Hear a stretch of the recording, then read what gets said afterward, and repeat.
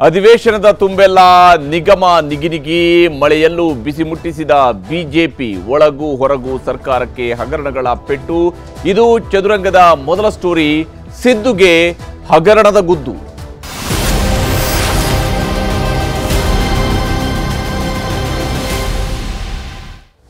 ಮುಖ್ಯಮಂತ್ರಿ ಸಿದ್ದರಾಮಯ್ಯ ಯಾವತ್ತೂ ಕೂಡ ನೇರವಾಗಿ ಹಗರಣದ ಆರೋಪವನ್ನು ಎದುರಿಸಿದಂತವರು ಅಲ್ಲ. ಆದರೆ ಈ ಬಾರಿ ಎರಡನೇ ಅವಧಿಯಲ್ಲಿ 2.0 ಸಿದ್ದರಾಮಯ್ಯ ಈ ವಿಚಾರಕ್ಕೆ ಬಂದಾಗ ಹಗರಣಗಳ ಆರೋಪವನ್ನ ನೇರವಾಗಿ ಸಿದ್ದರಾಮಯ್ಯನವರ ವಿರುದ್ಧನೇ ಮಾಡ್ತಾ ಇದ್ದಾರೆ. ಅದರಲ್ಲೂ ವಿಶೇಷವಾಗಿ ವಾಲ್ಮೀಕಿ ನಿಗಮದ ಅಕ್ರಮದ ವಿರುದ್ಧ ಬಿಜೆಪಿಯ ಹೋರಾಟ ತೀವ್ರಗೊಂಡಿದೆ. ಸದನದ ಒಳಗೂ ಹೊರಗೂ ಪ್ರತಿಭಟನೆಯನ್ನ ನಡೆಸ್ತಾ ಇದ್ದಾರೆ. ಸಿಎಂ ರಾಜೀನಾಮೆಗೆ ಪಟ್ಟು ಹಿಡಿದು ಕುಳಿತಿದೆ ಪ್ರತಿಪಕ್ಷ. ಇದು ಸಹಜವಾಗಿಯೇ ಸರ್ಕಾರಕ್ಕೂ ಒಂದಿಷ್ಟು ಸಂಕಷ್ಟ ಮುಜುಗರವನ್ನ ತಂದೊಡ್ಡಿರುವಂಥದ್ರಲ್ಲಿ ಅನುಮಾನನೇ ಬೇಕಿಲ್ಲ. ಅಂಥದ್ದೊಂದು ಸ್ವರೂಪದಲ್ಲಿ ಸದ್ಯಕ್ಕೆ ಪ್ರತಿಪಕ್ಷ ಆಡಳಿತ ಪಕ್ಷದ ಮೇಲಿನ ಒತ್ತಡವನ್ನ ತೀವ್ರಗೊಳಿಸಿರುವಂಥದ್ದು. ಆಡಳಿತ ಪಕ್ಷದ ವಿರುದ್ಧ ನಿರಂತರವಾದಂತಹ ವಾಗ್ದಾಳಿಯನ್ನು ಮಾಡ್ತಾ ಇದೆ. ಜನರಿಗೆ ಮನವರಿಕೆ ಮಾಡಿಕೊಡುವಂತಹ ಪ್ರಯತ್ನವನ್ನು ಕೂಡ ಮಾಡ್ತಾ ಇದೆ. ಹೀಗೇನೆ ಆಡಳಿತ ಪಕ್ಷದ ಕಡೆಗೆ ಸಿಎಂ ಸಿದ್ದರಾಮಯ್ಯ, ಕೃಷ್ಣ ಬೈರೇಗೌಡ ಮತ್ತು ಹಲವು ನಾಯಕರುಗಳು ಕೂಡ ಈಗಾಗಲೇ ಮಾತನಾಡಿದ್ದಾರೆ. ಪ್ರತಿಪಕ್ಷದ ಕಡೆಯಲ್ಲೂ ಕೂಡ ಬಹಳಷ್ಟು ನಾಯಕರು ಈ ಒಂದು ವಿಚಾರಕ್ಕೆ ಸಂಬಂಧಪಟ್ಟಂತೆ ಜಟಾಪಟಿಯೂ ಕೂಡ ನಡೆದಿದೆ.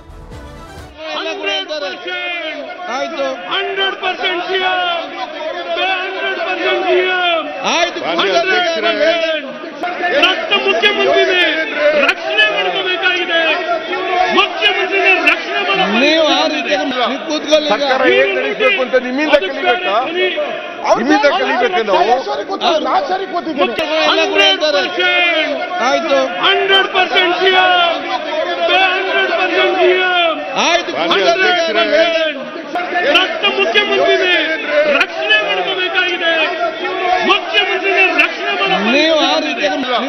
ಸರ್ಕಾರ ಹೇಗೆ ನಡೆಸಬೇಕು ಅಂತ ನಿಮ್ಮಿಂದ ಕಲಿಬೇಕಾ? ನಿಮ್ಮಿಂದ ಕಲಿಬೇಕು ನಾವು. ಕೆಲವ್ರಿಗೆಲ್ಲ ತೆಗಿತೀನಿ ಈಗ. ಈಗೆಲ್ಲ ಕೆಲವ್ರಿಗೆಲ್ಲ ತೆಗಿತೀನಿ ಈಗ.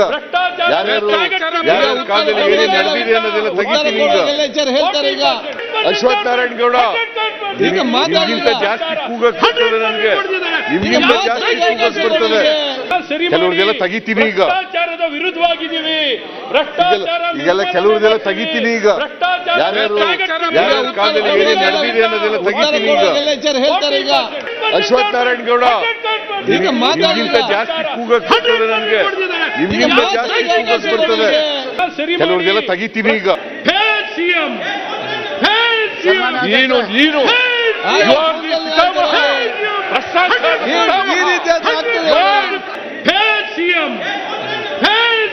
ನೀನು ನೀನು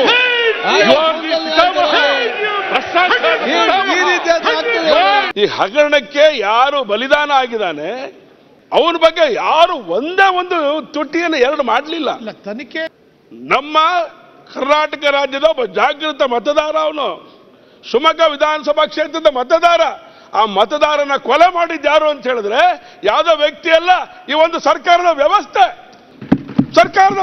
ಇದು. ಅದನ್ನು ಹೇಳಲಿಕ್ಕೆ ಬಂದ್ರೆ ಏನೆಲ್ಲ ಮಾತಾಡ್ತಿದೆ ಅಲ್ಲ. ತನಿಖೆ ಬರಲಿ. ನಿಮ್ಮ ಸಿಬಿಐ ಇಡಿ ಮೇಲೆ ನಿಮ್ಗೆ ನಂಬಿಕೆ ಇಲ್ವಾ? ತನಿಖೆ ಆಗ್ಬಿಟ್ಟು ಹೊರಗಡೆ ಬರಲಿ. ಹಾಗೆ ಹೇಳಿ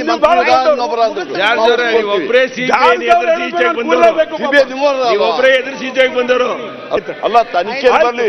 ನಿಮ್ಮ ಸಿಬಿಐ ಮೇಲೆ ನಿಮ್ಗೆ ನಂಬಿಕೆ ಇಲ್ವಾ? ಇಡಿ ಮೇಲೆ ನಿಮ್ಗೆ ನಂಬಿಕೆ ಇಲ್ವಾ? ತನಿಖೆ ಆಗ್ಬಿಟ್ಟು ಹೊರಗಡೆ ಬರಲಿ. ಹಾಗೆ ಹೇಳಿ ಒಬ್ಬರೇ ಸಿಬಿಐ ಹೀಗೆ ಸದನದ ಒಳಗಡೆ ಆರೋಪ ಪ್ರತ್ಯಾರೋಪ ಬಹಳ ಜೋರಾಗಿ ಸಾಗಿದೆ. ಮುಖ್ಯಮಂತ್ರಿಯವರು ಇವತ್ತು ಉತ್ತರವನ್ನು ಕೂಡ ಕೊಟ್ಟಿದ್ದಾರೆ. ಸದನದ ಒಳಗಡೆ 2 ದಿವಸಗಳಿಂದ ಏನು ನಡೆದಿದ್ದಂತಹ ಚರ್ಚೆಗೆ ಸಂಬಂಧಪಟ್ಟಂತೆ ಉತ್ತರವನ್ನು ಕೊಟ್ಟಿದ್ದಾರೆ. ಯಾವ್ಯಾವ ಸ್ವರೂಪದಲ್ಲಿ ಆರೋಪಗಳನ್ನು ಮಾಡಿದ್ರು ಪ್ರತಿಪಕ್ಷ, ಅದೆಲ್ಲದಕ್ಕೂ ಕೂಡ ಹಂತ ಹಂತವಾಗಿ ಉತ್ತರವನ್ನು ಕೊಡುವಂತಹ ಕೆಲಸವನ್ನ ಸಿದ್ದರಾಮಯ್ಯನವರು ಮಾಡಿದ್ದಾರೆ. ಆದರೆ ಸಿದ್ದರಾಮಯ್ಯನವರು ಒಂದು ರೀತಿಯಲ್ಲಿ ಹಾವಲ್ಲಿ ಬುಟ್ಟಿಯಲ್ಲಿ ಹಾವಿದೆ ಅನ್ನುವಂಥ ರೀತಿಯಲ್ಲಿ ನಿಮ್ಮದೂ ಬಿಡ್ತೀನಿ ಅನ್ನುವಂತಹ ವಿಚಾರವನ್ನು ಹೇಳ್ತಾ ಇದ್ರು. ಯಾವಾಗ ಈ ಬುಟ್ಟಿಯಿಂದ ಹಾವು ಹೊರಬರುತ್ತೆ ಗೊತ್ತಿಲ್ಲ, ಯಾವ ಸ್ವರೂಪದ ಹಾವಿದೆ ಅನ್ನೋಂಥದ್ದು ಕೂಡ ಗೊತ್ತಿಲ್ಲ.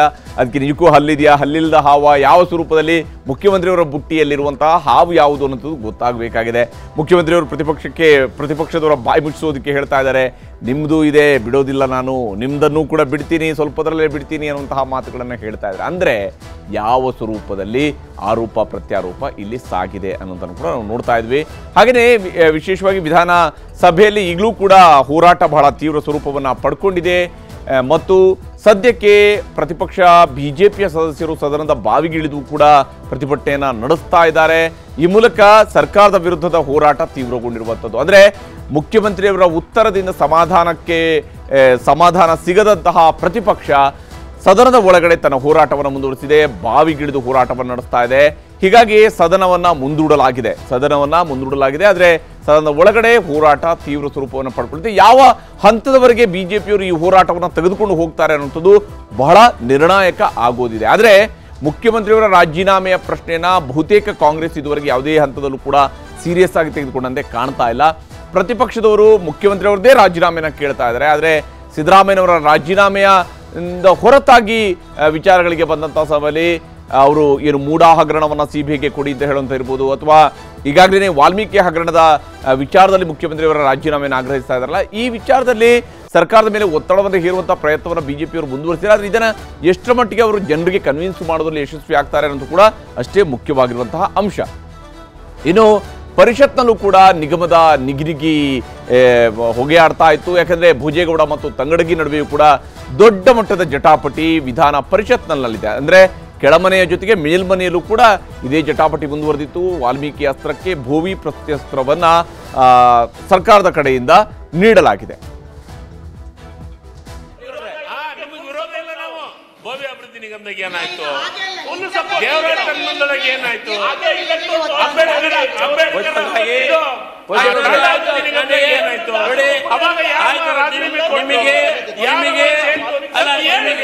ನೂರಕ್ಕೆ ನೂರು ನಾವೇನು ಗೊತ್ತಾ,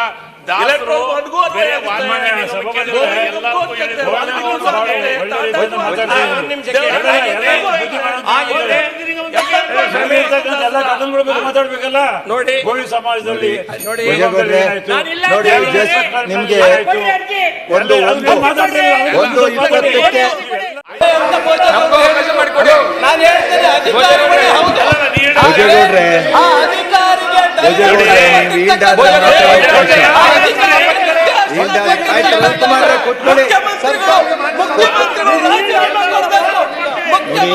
ಅದು ಅವರಿಗೆ ನೋಡಿ, ದಯಮಾಡಿ ಅದು ಭೋಜೇಗೌಡರಿಗೆ ಬಿಟ್ಟಂತ ವಿಚಾರ. ನೀವ್ ಯಾಕೆ ಹೇಳ್ತೀರಿ?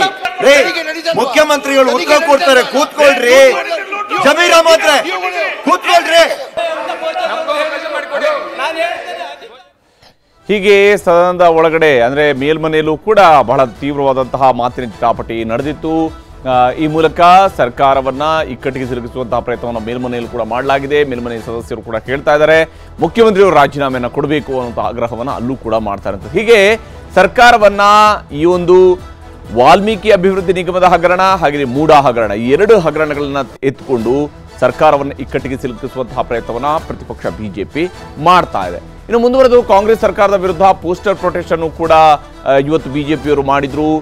ಸಿಎಂ ರಾಜೀನಾಮೆಗೆ ಒತ್ತಾಯಿಸಿ ಬಹಳಷ್ಟು ಪೋಸ್ಟರ್ಗಳನ್ನು ಹಿಡ್ಕೊಂಡು ಬಿಜೆಪಿಯ ಕಾರ್ಯಕರ್ತರು ಬಂದಿದ್ರು. ವಿಧಾನಸೌಧಕ್ಕೆ ಮುತ್ತಿಗೆ ಹಾಕೋದಕ್ಕೂ ಕೂಡ ಪ್ರಯತ್ನವನ್ನ ಮಾಡಲಾಯಿತು. ಬಿಜೆಪಿಯ ಶಾಸಕರು ಹಾಗೂ ಕಾರ್ಯಕರ್ತರು ಕೂಡ ಜೊತೆಯಲ್ಲಿನೇ ಈ ಒಂದು ಪ್ರೊಟೆಸ್ಟ್ ಅನ್ನ ಮಾಡಿದ್ದಾರೆ. ಪ್ರತಿಪಕ್ಷ ನಾಯಕ ಆರ್ ಅಶೋಕ್ ಹಾಗೂ ಬಿಜೆಪಿ ರಾಜ್ಯಾಧ್ಯಕ್ಷ BY ವಿಜೇಂದ್ರ ಅವರ ನೇತೃತ್ವದಲ್ಲಿ ಇವತ್ತು ಹೋರಾಟವನ್ನು ನಡೆಸಲಾಗಿತ್ತು. ಇದ್ರ ಜೊತೆಗೇನೆ ಒಂದಿಷ್ಟು ವಿಧಾನ ಪರಿಷತ್ ಸದಸ್ಯರು, ಶಾಸಕರುಗಳು ಕೂಡ ಈ ಹೋರಾಟದಲ್ಲಿ ಮುಖ್ಯಮಂತ್ರಿಯವರ ವಿರುದ್ಧ ಪೋಸ್ಟರ್ಗಳನ್ನು ಹಿಡ್ಕೊಂಡು ಬಂದಿದ್ರು. ಮುಖ್ಯಮಂತ್ರಿಯವರ ರಾಜೀನಾಮೆಗೆ ಒತ್ತಾಯವನ್ನು ಮಾಡ್ತಾ ಇದ್ರು. ಹೀಗೆ ಸರ್ಕಾರದ ಮೇಲೆ ಒತ್ತಡವನ್ನು ಹೇರುವಂತಹ ಪ್ರಯತ್ನವನ್ನು ಮಾಡ್ತಾ ಇದ್ದಾರೆ. ಬಸ್ ಮೇಲೆ ಹತ್ತಿಯೂ ಕೂಡ ಪ್ರತಿಭಟನೆಯನ್ನು ನಡೆಸಲಾಗಿದೆ. ಬ್ಯಾರಿಕೇಡ್ಗಳ ಮೇಲೆ ಹತ್ತಿಯೂ ಕೂಡ ಕೇಸರಿ ನಾಯಕರು ಪ್ರೊಟೆಸ್ಟ್ ಅನ್ನು ಮಾಡಿದ್ರು. ಬಿಜೆಪಿಗರು ಬಸ್ ಮೇಲೆ ನಿಂತು ಆಕ್ರೋಶವನ್ನು ಹೊರಹಾಕಿದ್ರು. ಬ್ಯಾರಿಕೇಡ್ ಹತ್ತಿ ನಾಯಕರು ಆಕ್ರೋಶವನ್ನು ಹೊರಹಾಕಿದ್ರು. ಬಿಜೆಪಿಯ ನಾಯಕರುಗಳನ್ನು ನಂತರ ಪೊಲೀಸರು ತಮ್ಮ ವಶಕ್ಕೆ ಪಡ್ಕೊಂಡ್ರು.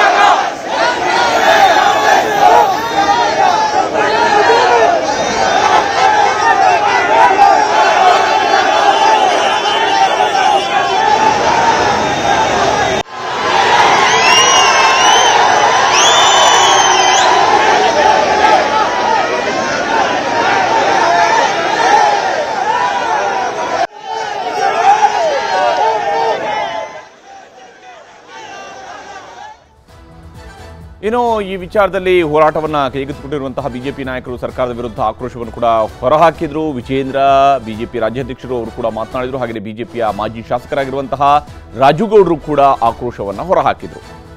ಮುಖ್ಯಮಂತ್ರಿ ಸಿದ್ದರಾಮಯ್ಯನವರೇ, ಯಾವಾಗ ನೀವು ಪರಿಷ್ಠ ಜಾತಿ ಪರಿಷ್ಠ ಪಂಗಡಕ್ಕೆ ಅನ್ಯಾಯ ಮಾಡಿದ್ರಿ, ಯಾವತ್ತು ನೀವು ಪರಿಷ್ಠ ಜಾತಿ ಪರಿಷ್ಠ ಪಂಗಡಕ್ಕೆ ಮೀಸಲಿಟ್ಟಿರ್ತಕ್ಕ ಹಣವನ್ನ ಲೂಟಿ ಮಾಡ್ತಕ್ಕಂಥ ಕೆಲಸ ಮಾಡಿದ್ರಿ, ಅವತ್ತೇ ಇವತ್ತು ನಾನು ಹೇಳ್ತೇನೆ, ಆ ಹಣ ಏನು ಲೂಟಿ ಮಾಡಿದ್ದೀರಿ ಆ ದೇವರು ನಿಮಗೆ ಕ್ಷಮಿಸೋದಿಲ್ಲ, ಆ ದೇವರು ನಿಮಗೆ ಕ್ಷಮಿಸೋದಿಲ್ಲ. ಮಾನ್ಯ ಮುಖ್ಯಮಂತ್ರಿ ಸಿದ್ದರಾಮಯ್ಯನವರೇ, ನಿಮ್ಮ ಪಾಪದ ಕೊಡ ಇವತ್ತು ತುಂಬಿದೆ. ಕಾಂಗ್ರೆಸ್ ಪಕ್ಷದ ಸರ್ಕಾರದ ಪಾಪದ ಕೊಡ ತುಂಬಿದೆ. ಇವತ್ತು ಹೇಳ್ತಾ ಇದ್ದೇನೆ, ಇವತ್ತು ನಾವು ಭಾರತೀಯ ಜನತಾ ಪಾರ್ಟಿ ಹೋರಾಟ ಮಾಡ್ತಾ ಇದ್ದೇವೆ.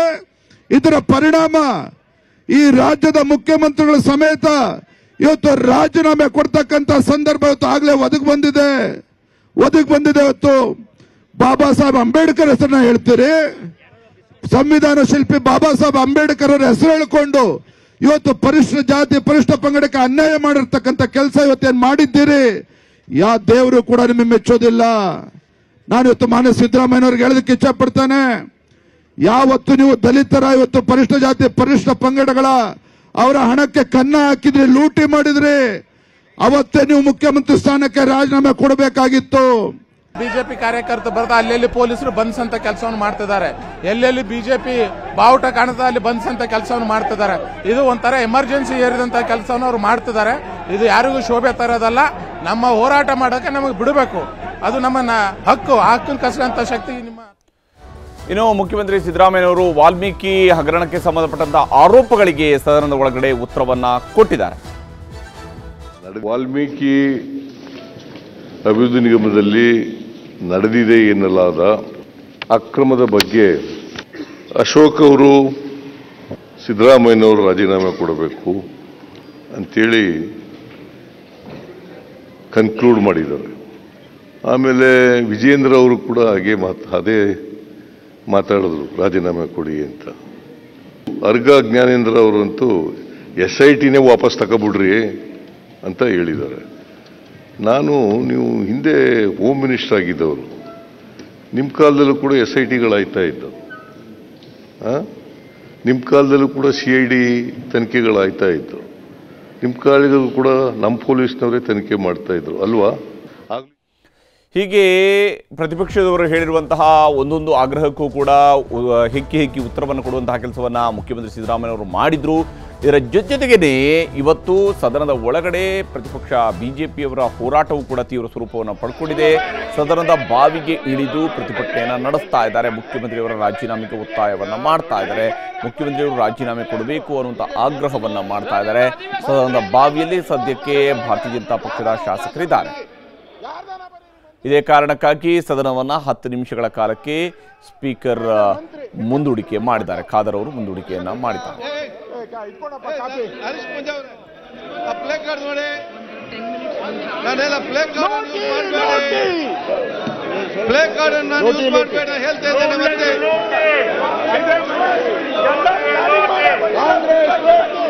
ಈಗ ಸದನವನ್ನು 10 ನಿಮಿಷ ಕಾಲ ಮುಂದೂಡಲಾಗಿದೆ. ಸಿಕ್ಕಿರುವ ಸಾಕ್ಷಿಗಳಿಂದ ಟ್ವೇಸ್ಟ್ ಕಾಟೇರನಿಗೆ ಕಂಬಿಯೇ ಗಟ್ಟಿ, ಮನೆ ಊಟಕ್ಕಾಗಿ ಜ್ವರ ಬಂತ. ಇದುವೇ ಇವತ್ತಿನ ಚದುರಂಗದ 2ನೇ ಸುದ್ದಿ, ಊಟಕ್ಕಾಗಿ ಜ್ವರ.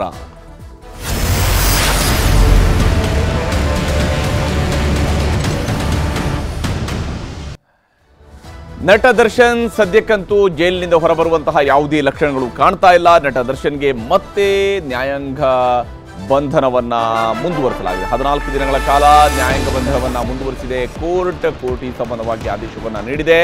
ದರ್ಶನ್, ಪವಿತ್ರ ಗೌಡ ಸೇರಿದಂತೆ 17 ಜನರಿಗೂ ಕೂಡ ಸದ್ಯಕ್ಕೆ ಜೈಲೇ ಗತಿ, ಜೈಲೇ ಖಾಯಂ ಅನ್ನುವಂಥದ್ದು ಈಗ ಸದ್ಯಕ್ಕಾಗಿದೆ. ಕಳೆದ 28 ದಿವಸಗಳಿಂದ ಏನು ಜೈಲಿನಲ್ಲಿದ್ದರು, ಇನ್ನೂ ಕೂಡ 14 ದಿವಸಗಳ ಕಾಲ ಜೈಲಿನಲ್ಲೇ ಇರಬೇಕಾಗಿದೆ. ಜೈಲೂಟ ಫಿಕ್ಸ್ ಆಗಿದೆ. ಇದು ಸದ್ಯಕ್ಕೆ ಕೋರ್ಟ್ಗೆ ಇವತ್ತು ಅವರನ್ನ ಪ್ರೊಡ್ಯೂಸ್ ಮಾಡಿದಂತಹ ಸಂದರ್ಭದಲ್ಲಿ, ಅಂದರೆ ಆನ್ಲೈನ್ ಮೂಲಕ ಅವರನ್ನು ಪ್ರೊಡ್ಯೂಸ್ ಮಾಡಿದ ಸಂದರ್ಭದಲ್ಲಿ ಪ್ರತಿ 14 ದಿವಸಕ್ಕೊಮ್ಮೆ ಕೋರ್ಟ್ಗೆ ಅವರನ್ನ ಪ್ರೊಡ್ಯೂಸ್ ಮಾಡಲೇಬೇಕಾಗುತ್ತೆ. ಕೋರ್ಟ್ 14 ದಿವಸಗಳ ಕಾಲ ಮತ್ತೆ ನ್ಯಾಯಾಂಗ ಬಂಧನವನ್ನು ಮುಂದುವರಿಸಿರುವಂಥದ್ದು. ಇನ್ನು ದರ್ಶನ್ ಅವ್ರಿಗೆ ಯಾವ ಕಾರಣಕ್ಕೆ ಹಾಗಾದ್ರೆ ಮತ್ತೆ ಜೈಲು ಫಿಕ್ಸ್ ಆಗಿದೆ ಅನ್ನೋದಕ್ಕೆ ಸಂಬಂಧಪಟ್ಟಂತೆ ನೋಡ್ತಾ ಹೋದಾಗ ಬಹಳ ಮುಖ್ಯವಾಗಿ ಆರೋಪಿಗಳ ವಿರುದ್ಧ ರಿಮ್ಯಾಂಡ್ ಅಪ್ಲಿಕೇಶನ್ ನಲ್ಲಿ ಪ್ರಾಸಿಕ್ಯೂಷನ್ ಅವರು ಹೇಳಿರುವಂಥದ್ದು, ಅಂದ್ರೆ ಪೊಲೀಸರು ಹೇಳಿರುವಂಥದ್ದು, ಆರೋಪಿಗಳು ಕೊಲೆಯಲ್ಲಿ ಸಾಕ್ಷ್ಯಾಧಾರಗಳು, ಆರೋಪಿಗಳ ವಿರುದ್ಧ ಕೊಲೆಯಲ್ಲಿ ಸಾಕ್ಷ್ಯಾಧಾರಗಳು ಇದಾವೆ ಮತ್ತು ಈ ಸಾಕ್ಷ್ಯಾಧಾರಗಳಿಂದ ಇವರು ಆರೋಪಿಗಳು ಅನ್ನುವಂಥದ್ದು ದೃಢಪಟ್ಟಿದೆ ಅನ್ನುವಂಥದ್ದನ್ನು ಕೂಡ ಇಲ್ಲಿ ಬಹಳ ಮುಖ್ಯವಾಗಿ ಪಾಯಿಂಟ್ ಔಟ್ ಮಾಡಲಾಗಿದೆ. ಆರೋಪಿಗಳಿಗೆ ಹಣ ನೀಡಿದ ಕೆಲವರ ವಿಚಾರಣೆ ಕೂಡ ನಾವಿನ್ನೂ ಮಾಡಬೇಕಿದೆ ಅನ್ನುವಂತಹದನ್ನು ಕೂಡ ಹೇಳಿದ್ದಾರೆ. ಯಾಕಂದ್ರೆ ಅವರ ಮೇಲೆ ಇವರು ಇನ್ಫ್ಲುಯೆನ್ಸ್ ಮಾಡಬಾರ್ದು, ಆರೋಪಿಗಳಿಗೆ ಕೆಲವರು ಹಣ ನೀಡಿದ್ದಾರೆ, ಅದನ್ನು ಕೂಡ ನಾವು ತನಿಖೆ ನಡೆಸಬೇಕಿದೆ. ಕೃತ್ಯಕ್ಕೆ ಬಳಸಿದ ವಾಹನಗಳನ್ನ ಮತ್ತು ಮಾಲೀಕರನ್ನ ಪತ್ತೆ ಮಾಡಬೇಕು ಅನ್ನೋದನ್ನು ಕೂಡ ಹೇಳಿದ್ದಾರೆ. ವಾಹನಗಳ ಮಾಲೀಕರನ್ನ ಪತ್ತೆ ಮಾಡಬೇಕು, ಭೌತಿಕ, ತಾಂತ್ರಿಕ ಮತ್ತು ವೈಜ್ಞಾನಿಕ ಸಾಕ್ಷ್ಯವನ್ನ ನಾಶಪಡಿಸಿದ್ದಾರೆ ಇವುಗಳು ಅನ್ನೋದನ್ನು ಕೂಡ ದರ್ಶನ್ ವಿರುದ್ಧದ ಆರೋಪ ಪಟ್ಟಿಗಳಲ್ಲಿ, ಅಂದ್ರೆ ರಿಮ್ಯಾಂಡ್ ಅಪ್ಲಿಕೇಶನ್ ನಲ್ಲಿ ಮಾಡಿರುವಂತಹ ಡಿಫೆನ್ಸ್ ಏನು ಪ್ರಾಸಿಕ್ಯೂಷನ್ ಅವರು ಈ ವಿಚಾರಗಳನ್ನು ಹೇಳಿಕೊಟ್ಟಿದ್ದಾರೆ. ಇನ್ನು ವಶಪಡಿಸಿಕೊಂಡ ವಾಹನ ಕಳುವಾಗಿತ್ತಾ ಅನ್ನುವಂಥದ್ದು ಕೂಡ ಗೊತ್ತಾಗಬೇಕಿದೆ ಅನ್ನೋದನ್ನು ಕೂಡ ಹೇಳಿದ್ದಾರೆ. ಇನ್ನು ಸಿಮ್ಗಳ ಮೂಲ ಖರೀದಿದಾರರ ವಿಳಾಸ ಕೂಡ ಪತ್ತೆ ಹಚ್ಚಬೇಕಾಗಿದೆ ಅನ್ನೋದನ್ನ, ಅಂದ್ರೆ ಇಲ್ಲಿ ಕೆಲವು ಸಿಮ್ಗಳು ನೇರವಾಗಿ ಅವರ ಹೆಸರಲ್ಲಿಲ್ಲ, ಬೇರೆಯವರ ಹೆಸರಲ್ಲಿದೆ ಅಂತ ಹೇಳಿ. ತಾಂತ್ರಿಕ ವೈಜ್ಞಾನಿಕ ಸಾಕ್ಷ್ಯಾಧಾರಗಳ FSL ವರದಿಯನ್ನು ಕೂಡ ನಾವು ಸಂಗ್ರಹಿಸಬೇಕಿದೆ ಅನ್ನೋದನ್ನು ಕೂಡ ಹೇಳಿದ್ದಾರೆ. ಮೊಬೈಲ್ಗಳ ಡೇಟಾ ರಿಟ್ರೀವ್ ವರದಿಯು ಕೂಡ ಬರಬೇಕಾಗಿದೆ ಅನ್ನುವಂತಹ ಅಂಶವನ್ನು ಕೂಡ ಇಲ್ಲಿ ಉಲ್ಲೇಖ ಮಾಡಲಾಗಿದೆ. ಹಾಗೆಯೇ DVR ರಿಟ್ರೀವ್ ಮಾಡಿ ದತ್ತಾಂಶವನ್ನ FSLಗೆ ಕಳುಹಿಸಬೇಕಾದಂತ ಅಗತ್ಯತೆ ಇದೆ ಅನ್ನೋದನ್ನ ಉಲ್ಲೇಖಿಸಿದ್ದಾರೆ. ಆರೋಪಿಗಳು ಸಂಪರ್ಕಿಸಿರುವ ಹಲವರ ವಿಚಾರಣೆಯೂ ಕೂಡ ಆಗಬೇಕು ಅನ್ನೋದನ್ನು ಹೇಳಿದ್ದಾರೆ. ಸಾಕ್ಷಿದಾರರಿಗೆ ಹೇಳಿಕೆ ನೀಡದಂತೆ ಬೆದರಿಕೆ ಹಾಕುವ ಸಾಧ್ಯತೆಗಳು ಕೂಡ ಇದಾವೆ ಅನ್ನುವಂಥದ್ದನ್ನು ಕೂಡ ವಿವರಿಸಿದ್ದಾರೆ. ಹಣಬಲ, ಅಭಿಮಾನಿಗಳ ಬಳಗವನ್ನು ಹೊಂದಿದ್ದು ಸಾಕ್ಷ್ಯನಾಶ ಆಗಬಹುದು ಅನ್ನುವಂಥ ಆತಂಕವನ್ನು ವ್ಯಕ್ತಪಡಿಸಿದ್ದಾರೆ.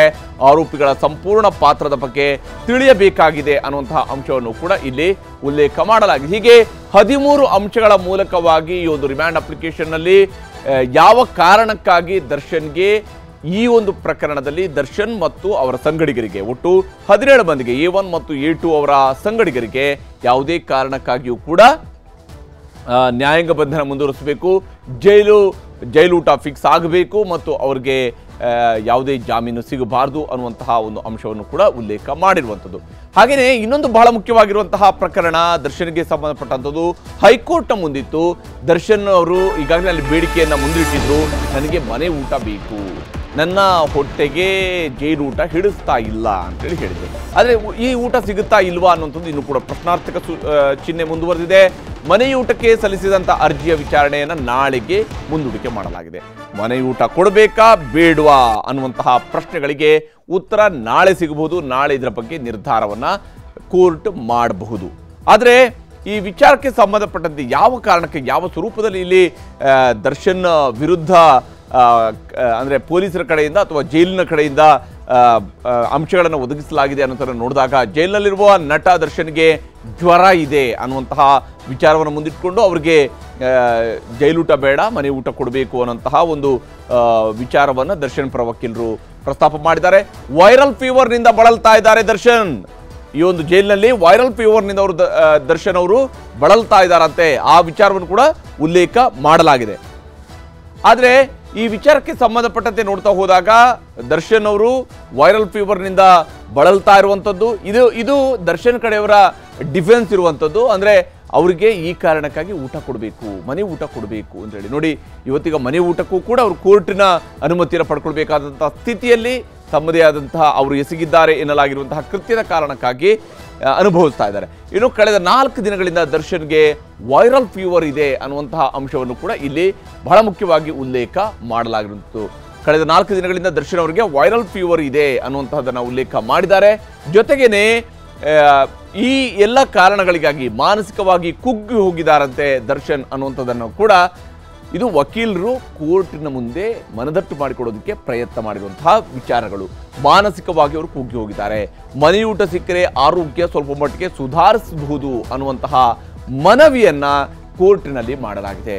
ನೋಡಿ, ಬೇಕಿದ್ದಾಗ ಬೇಕಾದದ್ದನ್ನ ತಿನ್ನೋದಿಕ್ಕೆ ಅವಕಾಶ ಇದ್ದಂತಹ ದರ್ಶನ್ ರೇಣುಕಾಸ್ವಾಮಿ ಮರ್ಡರ್ ಕೇಸ್ನಲ್ಲಿ ಈಗ ಜೈಲಿನಲ್ಲಿ ಕುಳಿತಿರೋದ್ರಿಂದಾಗಿ ಯಾವ ಹೊತ್ತಿಗೆ ಏನು ತಿನ್ನಬೇಕು ಅನ್ನೋದನ್ನ ಕೋರ್ಟ್ ಮೂಲಕವಾಗಿ ಪರ್ಮಿಷನ್ ತೆಗೆದುಕೊಂಡು ಬರಬೇಕಂತ ಅನಿವಾರ್ಯತೆಯಲ್ಲಿ ಇದ್ದಾರೆ. ಅವ್ರಿಗೆ ನೇರವಾಗಿ ತಾವು ಬಯಸಿದ್ದನ್ನು ತಿನ್ನುವಂಥ ಅವಕಾಶ ಇಲ್ಲ, ಯಾಕಂದ್ರೆ ಅವರು ವಿಚಾರಣಾಧೀನ ಕೈದಿ. ಈ ಕಾರಣಕ್ಕಾಗಿಯೇ ಈಗ ಊಟಕ್ಕಾಗಿ ಅವರು ಅವರ ಜ್ವರದ ವಿಚಾರವನ್ನೇನು ಉಲ್ಲೇಖ ಮಾಡಿದರು. ಈ ವಿಚಾರಕ್ಕೆ ಸಂಬಂಧಪಟ್ಟಂತೆ ಏನು ಪ್ರಾಸಿಕ್ಯೂಷನ್ ಕಡೆಯಿಂದ ವ್ಯಕ್ತವಾಗಿರುವಂತಹ ಆಕ್ಷೇಪಗಳನ್ನು ಗಮನಿಸಿದಾಗ ಜೈಲಿಗೆ ಹೋಗುವವರೆಗೂ ಕೂಡ ಯಾವುದೇ ಅನಾರೋಗ್ಯ ಇರಲಿಲ್ಲ, ದರ್ಶನ್ ಅವರಿಗೆ ಯಾವುದೇ ಸ್ವರೂಪದಲ್ಲಿ ಅನಾರೋಗ್ಯ ಇರಲಿಲ್ಲ ಅನ್ನೋದನ್ನು ಅವರು ಪಾಯಿಂಟ್ ಔಟ್ ಮಾಡಿದ್ದಾರೆ. ನೋಡಿ, ದರ್ಶನ್ ಅವರು ಬಂಧನ ಮಾಡಿದ್ದೆಲ್ಲಿ ನಿಮಗೆಲ್ಲರೂ ಕೂಡ ತುಂಬ ಚೆನ್ನಾಗಿ ಗೊತ್ತಿದೆ.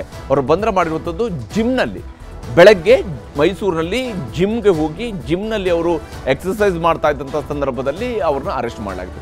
ಕಂಪ್ಲೀಟ್ ಫಿಟ್ ಆ್ಯಂಡ್ ಫೈನ್ ಆಗಿದ್ರು. ಈಗ ಹೆಂಗೆ ಜ್ವರ ಬಂತು, ಈಗ ಹೀಗೆ ಕಾಯಿಲೆ ಬಂತು, ಯಾವುದೇ ಕಾಯಿಲೆ ಬಗ್ಗೆ ವೈದ್ಯಕೀಯ ದಾಖಲೆ ಕೂಡ ಅವರು ಸಲ್ಲಿಸಿಲ್ಲ ಅನ್ನುವಂತಹ ಅಂಶವನ್ನು ಕೂಡ ಇಲ್ಲಿ ಪ್ರಾಸಿಕ್ಯೂಷನ್ ಕಡೆಯಿಂದ ಅಬ್ಜೆಕ್ಷನ್ಸನ್ನು ರೈಸ್ ಮಾಡಿದ್ದಾರೆ. ಅವರಿಗೆ ಊಟ ಕೊಡಬೇಕು, ಮನೆ ಊಟ ಕೊಡಬೇಕು ಅನ್ನೋ ವಿಚಾರದಲ್ಲಿ ಯಾವುದೇ ಕಾಯಿಲೆ ಬಗ್ಗೆ ವೈದ್ಯಕೀಯ ದಾಖಲೆಗಳನ್ನು ಸಲ್ಲಿಸಿಲ್ಲ. ಜೈಲಲ್ಲಿ ವಿನಾಯಿತಿಗಾಗಿ ಕಾರಾಗೃಹಗಳ ಐಜಿಗೆ ಅರ್ಜಿಯನ್ನು ಸಲ್ಲಿಸಬೇಕು. ಅರ್ಜಿಯನ್ನು ನೀವು ಸಲ್ಲಿಸಬೇಕಾಗಿರೋದಲ್ಲಿ ಜೈಲಿನಲ್ಲಿ ಐಜಿಗೆ ಸಲ್ಲಿಸಬೇಕಾಗುತ್ತೆ. ನಮಗೆ ಇಂತಹ ವಿನಾಯಿತಿ ಬೇಕು ಅನ್ನುವಂಥದ್ದನ್ನು ಸಲ್ಲಿಸಬೇಕಾಗತ್ತೆ. ಆದರೆ ಆ ವಿಚಾರಕ್ಕೆ ಸಂಬಂಧಪಟ್ಟಂತೆ ಕೂಡ ದರ್ಶನ್ ಅವರ ಕಡೆಯಿಂದ ಲೋಪ ಆಗಿರೋದ್ರ ಬಗ್ಗೆಯೂ ಕೂಡ ಇವತ್ತು ಪ್ರಾಸಿಕ್ಯೂಷನ್ ಅವರು ಅಬ್ಜೆಕ್ಷನ್ಸ್ ಅನ್ನು ರೈಸ್ ಮಾಡಿದ್ದಾರೆ. ಪಡೆಯುವ ಸವಲತ್ತುಗಳ ನಿರ್ವಹಣೆಯ ಬಗ್ಗೆಯೂ ಕೂಡ ವಿವರಿಸಬೇಕು. ಏನೇನು ಸವಲತ್ತುಗಳನ್ನು ಪಡಿತಾ ಇದ್ದೀರಿ ಅನ್ನೋದನ್ನು ಕೂಡ ನೀವು ಜೈಲಿನ ಐಜಿಯವರಿಗೆ ವಿವರಣೆಯನ್ನು ಕೊಡಬೇಕು ಅನ್ನುವಂತಹ ಅಂಶವನ್ನು ಕೂಡ ಉಲ್ಲೇಖ ಮಾಡಿದ್ದಾರೆ. ಯಾವುದೇ ನಿಯಮ ಪಾಲಿಸದೆ ಅರ್ಜಿ ಹಾಕಿದ್ದಾರೆ. ಇದೇ ಕಾರಣಕ್ಕೆ ಇದನ್ನು ಒಪ್ಪಬಾರದು. ಅಂದರೆ ಇವರು ಆಸ್ ಪರ್ ದ ಪ್ರೊಸೀಜರ್ ಯಾರಿಗೆ ಅಪ್ರೋಚ್ ಆಗಬೇಕು ಅವ್ರನ್ನ ಅಪ್ರೋಚ್ ಆಗಿಲ್ಲ, ಅವ್ರ ಹತ್ರ ಹೋಗಿ ಕೇಳಿಲ್ಲ, ನನಗಿಂಥದ್ದು ಬೇಕಿದೆ ಅನ್ನೋದನ್ನು ಹೇಳಿಲ್ಲ, ಅದನ್ನು ವಿವರಿಸಿಲ್ಲ, ಅದಕ್ಕೆ ಸಂಬಂಧಪಟ್ಟಂತಹ ದಾಖಲೆಗಳನ್ನು ಕೊಟ್ಟಿಲ್ಲ, ವೈದ್ಯಕೀಯ ದಾಖಲೆಯನ್ನು ಕೊಟ್ಟಿಲ್ಲ. ಈ ಕಾರಣಗಳಿಗಾಗಿ ಯಾವುದೇ ನಿಯಮವನ್ನು ಪಾಲಿಸದೇ ಇರೋ ಕಾರಣಕ್ಕಾಗಿ ಇವರೇನು ಇಲ್ಲಿ ಹೈಕೋರ್ಟ್ನಲ್ಲಿ ಅರ್ಜಿ ಹಾಕಿದಾರಲ್ಲ, ಈ ಅರ್ಜಿಯನ್ನು ಒಪ್ಕೊಳ್ಬಾರ್ದು ಅನ್ನುವಂತಹ ಅಂಶವನ್ನು ಕೂಡ ಇಲ್ಲಿ ಪಾಯಿಂಟ್ ಔಟ್ ಮಾಡಿದ್ದಾರೆ ಪ್ರಾಸಿಕ್ಯೂಷನ್ ಕಡೆನ ವಕೀಲರು. ಈ ಕಾರಣಕ್ಕಾಗಿಯೇ ಈ ಒಂದು ವಿಚಾರದಲ್ಲಿ ಈಗಾಗಲೇ ಪರ ವಿರೋಧವಾದಂತಹ ವಾದ ಪ್ರತಿವಾದ ನಡೆದಿದೆ. ದರ್ಶನ್ ಅವರಿಗೆ ಮನೆ ಊಟ ಕೊಡೋದಕ್ಕೆ ಇರುವಂತಹ ಅಂಶಗಳು, ದರ್ಶನ್ ಅವರಿಗೆ ಅಂತ ಹೇಳಿ ಅಲ್ಲ, ಯಾವುದೇ ಕೈದಿಗೆ ಮನೆ ಊಟ ಕೊಡೋದಕ್ಕೆ ಇರುವಂತಹ ಅಂಶಗಳನ್ನು ನೋಡ್ತಾ ಹೋದಾಗ ಜೈಲಿನ ಮ್ಯಾನ್ಯುವಲ್ನಲ್ಲಿ ಅದಕ್ಕೆ ಅವಕಾಶ ಇದೆ, ಮನೆ ಊಟವನ್ನು ಕೊಡಿಸುವಂತಹ ಅವಕಾಶ ಇದ್ದೇ ಇರುತ್ತೆ. ಆದರೆ ದರ್ಶನ್ ಪ್ರಕರಣದ ವಿಚಾರಕ್ಕೆ ಬಂದಂತಹ ಸಂದರ್ಭದಲ್ಲಿ ಮನೆ ಊಟ ಕೊಡಬೇಕು ಅನ್ನುವಂತಹ ನಿಟ್ಟಿನಲ್ಲೂ ಕೂಡ ಅವರ ಪ್ರಯತ್ನ ಜೈಲಿನ ಮೂಲಕವಾಗಿ, ಜೈಲಿನ ಅಧಿಕಾರಿಗಳಿಗೆ ಮನವಿಯನ್ನು ಸಲ್ಲಿಸೋದ್ರ ಮೂಲಕವಾಗಿ, ಜೈಲಿನ ಐಜಿ ಅವರಿಗೆ ಪೂರಕವಾಗಿರುವಂತಹ ಡಾಕ್ಯುಮೆಂಟ್ಸ್ ಅನ್ನು ಕೊಡೋದ್ರ ಮೂಲಕವಾಗಿ, ಅಂದರೆ ಯಾವ ಕಾರಣಕ್ಕಾಗಿ ಈಗ ಜೈಲು ಊಟ ಕೊಡಬಾರ್ದು ಅನ್ನೋಂಥ ವಿಷಯಕ್ಕೆ ಬಂದಾಗ ಅವರ ಫಿಸಿಕಲ್ ಫಿಟ್ನೆಸ್ ವಿಚಾರ ಬರುತ್ತೆ. ಫಿಸಿಕಲ್ ಫಿಟ್ನೆಸ್ ಅಂದರೆ ದೈಹಿಕ ಆರೋಗ್ಯದ ವಿಚಾರ ಬರುತ್ತೆ. ದೈಹಿಕವಾಗಿ ಅವ್ರು ಬಳಲ್ತಾ ಇದ್ದಾರೆ, ಅವರಿಗೆ ಜ್ವರ ಇದೆ ಅಥವಾ ಬೇರೆನೇನೋ ಇದೆ, ನಿತ್ರಾಣ ಇದೆ, ಇನ್ನೇನೋ ಇದೆ ಅಂತೇಳಿ, ಆದರೂ ಕೂಡ ಅದಕ್ಕೆ ಪೂರಕವಾಗಿರುವಂತಹ ವೈದ್ಯಕೀಯ ದಾಖಲೆಯನ್ನು ಜೈಲಿನ ಐಜಿ ಅವರಿಗೆ ಒದಗಿಸಬೇಕಾಗಿತ್ತು. ದರ್ಶನ್ ಅವರ ಜವಾಬ್ದಾರಿಯಾಗಿತ್ತು. ಆದರೆ ಆ ಕೆಲಸವನ್ನು ಮಾಡಿಲ್ಲ ಅನ್ನುವಂಥ ಅಬ್ಜೆಕ್ಷನ್ಸನ್ನು ಈಗಾಗಲೇ ಪ್ರಾಸಿಕ್ಯೂಷನ್ ಕಡೆಯವರು ವ್ಯಕ್ತಪಡಿಸಿದ್ದಾರೆ. ಹೀಗಾಗಿ ಕೋರ್ಟ್ ಯಾವ ಸ್ವರೂಪದ ತೀರ್ಮಾನವನ್ನು ಕೊಡುತ್ತೆ, ನಿಜಕ್ಕೂ ಕೂಡ ಇವರಿಗೆ ಊಟದ ಪರದಾಟ ನಿಲ್ಲಿಸಿ ಇವರಿಗೆ ಊಟ ಕೊಡಿಸ್ತಾರಾ, ಮನೆ ಊಟವನ್ನು ಕೊಡಿಸ್ತಾರಾ ಜಡ್ಜ್, ಅಥವಾ ಇವರಿಗೆ ಮನೆ ಊಟ ಬೇಕಿಲ್ಲ ಯಾಕಂದರೆ ಇವರು ನಿಯಮಾವಳಿಯನ್ನು ಪಾಲನೆ ಮಾಡಿಲ್ಲ, ಹೀಗಾಗಿ ಅವರಿಗೆ ಜೈಲೂಟವೇ ಸಾಕು ಅನ್ನುವಂಥ ತೀರ್ಮಾನಕ್ಕೆ ಬರ್ತಾರಾ ಅಂತ ನೋಡಬೇಕಾಗಿದೆ. ಆದರೆ ಜೈಲೂಟವೂ ಕೂಡ ಒಳ್ಳೆಯ ಫುಡ್ಡನ್ನೇ ಜೈಲಲ್ಲೂ ಕೂಡ ಕೊಡ್ತಾರೆ ಅನ್ನುವಂತಹ ಮಾಹಿತಿಯೂ ಕೂಡ ಇರುವಂಥದ್ದು. ಈ ಕಾರಣಕ್ಕಾಗಿ ಜೈಲೂಟದ ವಿಚಾರದಲ್ಲಿ ದರ್ಶನ್ ಎತ್ತಿರುವಂತಹ ಪ್ರಶ್ನೆಗಳಿಗೆ ಯಾವ ಸ್ವರೂಪದ ಉತ್ತರ ಕೋರ್ಟ್ ಮೂಲಕ ಸಿಗುತ್ತೆ ಅನ್ನೋಂಥದ್ದನ್ನು ಕುತೂಹಲದಿಂದ ಎಲ್ಲರೂ ಕೂಡ ಎದುರು ನೋಡ್ತಾ ಇರುವಂಥದ್ದು. ಇದು ಇವತ್ತಿನ ಚದುರಂಗ. ನಮಸ್ಕಾರ.